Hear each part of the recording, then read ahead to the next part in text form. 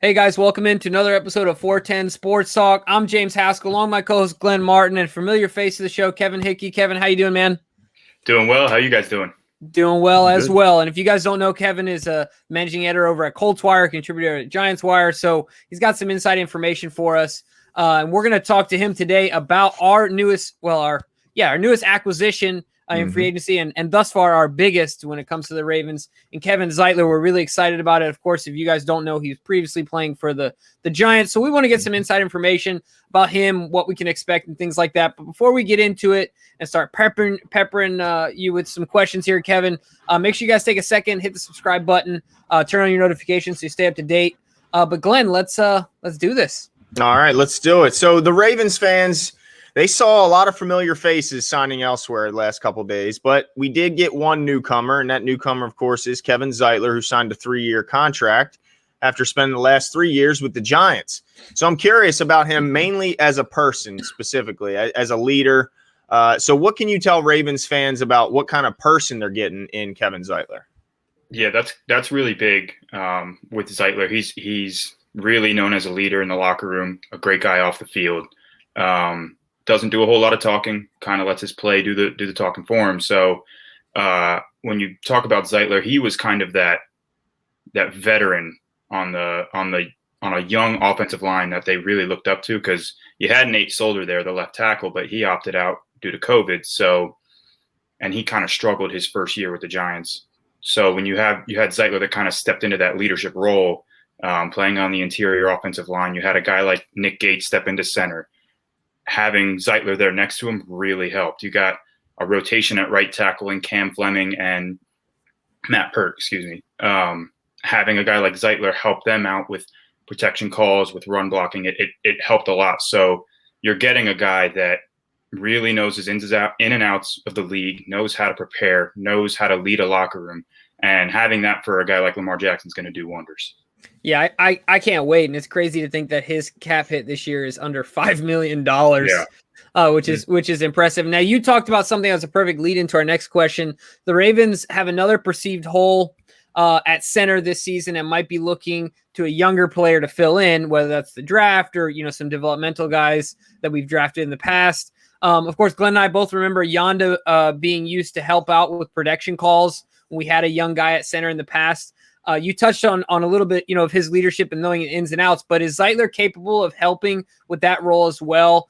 Did he make any calls at the lines with the Giants that you've seen in the past? Yeah, absolutely. He's definitely capable of helping out. I don't know, because I don't really know how the protection calls work with the Ravens. I don't know if it's coming from the center. I don't know if it's coming from the coaches.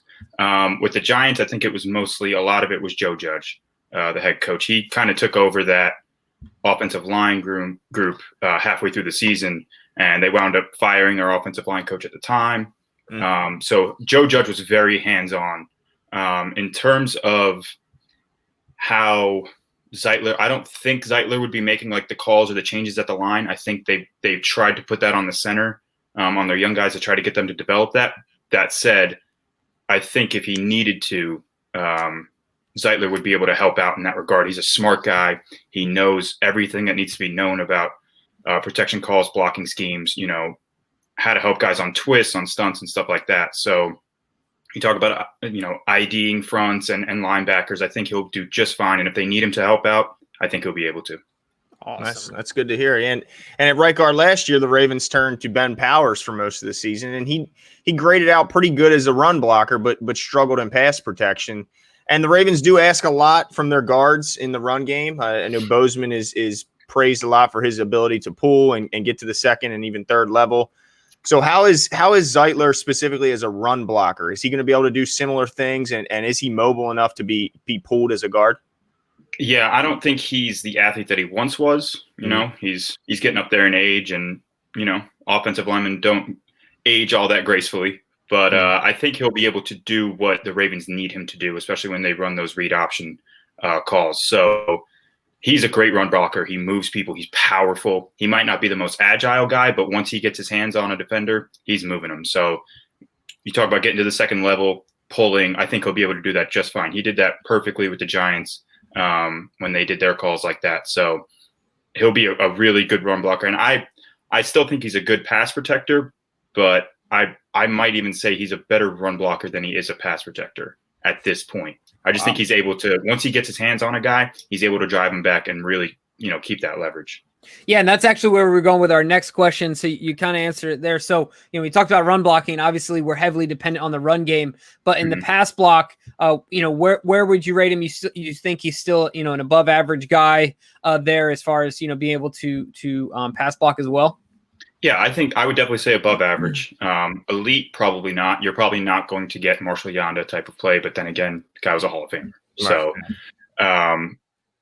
I think he gave up something like 28 pressures.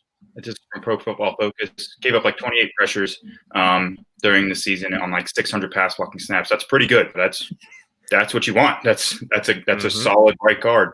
But you also have to factor in, there's so much that goes on the offensive line that like a lot of people don't really think about. Like there's so many moving parts. There are so many identification marks and keys that you have that only offensive linemen know. You know what I mean? So, sometimes those pressures get attributed to Kevin Zeitler when maybe it really wasn't his fault. I think he's a great pass blocker. He's going to do just fine. He'll have a full offseason to really understand the schemes and the protection calls. So you're getting a guy that's very well-rounded. He's a really good pass blocker. He's a really good run blocker. He might not be, what he used to be, but you're getting a guy that knows everything he needs to know. And when it comes to technique, he's up there with the best. Nice. Yeah, that's nice to hear. And I was a little when I looked into him and you mentioned PFF as well. I looked at he was always graded out as one of the better guards in the league. I think his first 2 years in New York, he was the number 7 rated guard in the league both years. Last year, I think he dropped to 30th in the league, his lowest rating according to PFF of his career. What do you is that like a point of concern for Ravens fans? Do you look at that as is he starting to slide down, or do you think he'll bounce back? And there was a lot of other factors around him going on in New York at the time.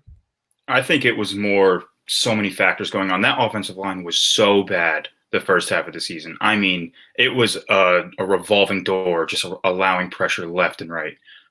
Once Joe Judge really took over, I think they started to really break it down fundamentally and really hone in on technique and not necessarily worrying so much about the pass protection. I don't want to say the pass protection calls. That's obviously important, but they really broke down the fundamentals and started to get more out of their offensive line. So you also have to factor in they played a ton of really good fronts. I mean, they played a lot of good front sevens.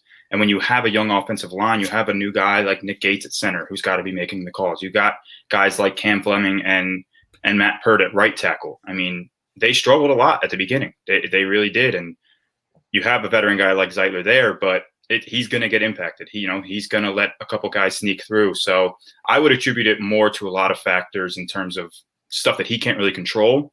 And I would expect him to bounce back. I don't know if he bounces back to number 7 like he did a couple years ago, like you said, but if you're getting a guy in the 15 to 20 range for, I think it was like $22 million over the next 3 years, that's insane. That's great. That's great value. Mm-hmm. No, absolutely. So, Kevin, this is what I think fans want to know the most. What should they be most excited about? If you had to put your finger on one thing, if you're a Ravens fan, what should they be most excited about with bringing in a guy like Zeitler? Just the presence that he brings. The kind of guy he is in the locker room, the kind of presence he brings in terms of an offensive line. He's a bully, man. He really knows how to set the tone on an offensive line. And I know Lamar Jackson might have struggled a little bit in terms of passing compared to the year before, but you're getting a guy that's going to be able to help him out in pass protection. You're going to get an upgrade at right guard. And I know guard might not be as valuable, as we might have thought a few years ago, but you're getting a guy that knows how to set the tone. He can run block. And I think in terms of the offensive scheme that the Ravens have, even if he is maybe, I don't want to say on the decline, but he's not as where he used to be, the Ravens offensive scheme can mask some of those things because they have so many athletic pieces in the backfield. You have Lamar Jackson who can make anybody miss. So I think you got to be excited. You're getting a veteran guy for cheap. Guards are starting to get paid a lot more. Like, you talk about, I cover the Colts and the Giants. So The Colts have a guy, Quentin Nelson. Mm-hmm. He's going to get paid like $20 million a year. Mm-hmm. And, he's an elite guy, right? He's young. He's one of the best. He's going to be a Hall of Famer if he stays healthy. But you're able to get an above average right guard who can set the tone, be a leader, and really help Lamar Jackson in pass protection. You're going to get that for $5 million a year, maybe even less. So I think you should be really excited. I think he's going to have an immediate impact, and having that full offseason is going to help him really understand the protection calls, understand the schemes and everything that they have to do.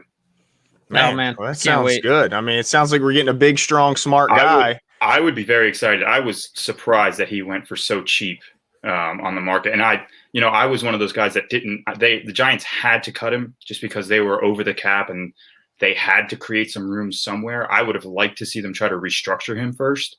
Mm-hmm. Maybe push some of that money, like avoidable years. We saw the Saints do it. They gave Taysom Hill a 4-year, $140 million contract extension, but none of that matters because it's not real money. It's just all avoidable years. So I wish they would have done something like that, because for the Giants, you have a young guy in Daniel Jones. The offensive line is still trying to come together, but they had to create money elsewhere because they got to make other signings. They got to get a playmaking wide receiver. They got to add some offensive pieces. But I would be very excited. I was pretty upset when they released Zeitler, but I understood it. All right. Well, don't say playmaking wide receiver too much around Baltimore, because all Ravens flock is going crazy right now. Right. But I understand. But like you said, I'm equally excited. I think Glenn is as well, and we really appreciate your insight. Even more excited now that we heard it right from our Giant source, right, Glenn? That's right. Yeah, this sounds like a big, strong, smart guy, and got him for,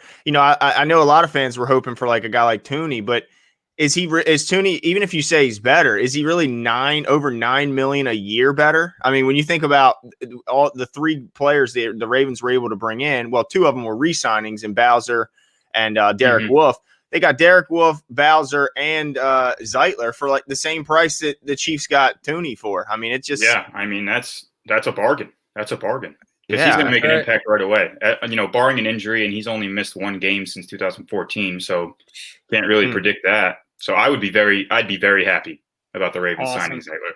Well, Kevin, thanks again, man. We appreciate the time. I know that our fans definitely appreciate it as well, to get some insight from you as well. So why don't you let them know where they can find you? If there's any particular thing you're working on, let them know as well, but where they can find the stuff that you're putting out.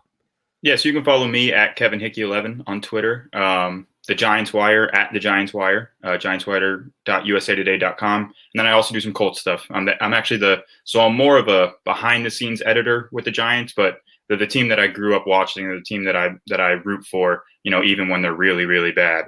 But I'm the main editor with the Colts Wire. So it's the same network, just with the Colts. So you can follow them at the Colts Wire as well. Awesome. Nice. Well, thanks again, man. Have a great evening, and we'll talk to you soon. I appreciate it, guys. Thanks.